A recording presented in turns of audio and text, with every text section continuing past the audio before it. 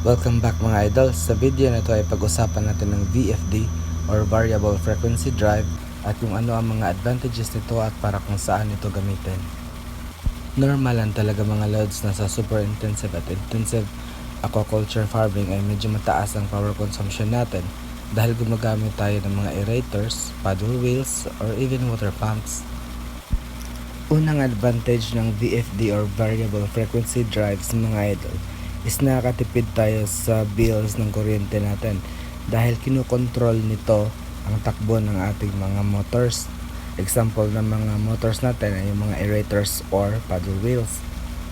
May mga times kasi na hindi natin kailangan patakbuhin ang mga motors natin sa kanyang full capacity, lalo na pag medyo maliliit pa ang ating mga alagang isda or mga hipon. Ang second na advantage naman mga idol is nakakatipid tayo sa maintenance ng ating mga motors. Less maintenance in the sense mga idol na hindi kailangan laging naka full revolution ng ating mga motors or aerators kaya hindi ito mabilis masira.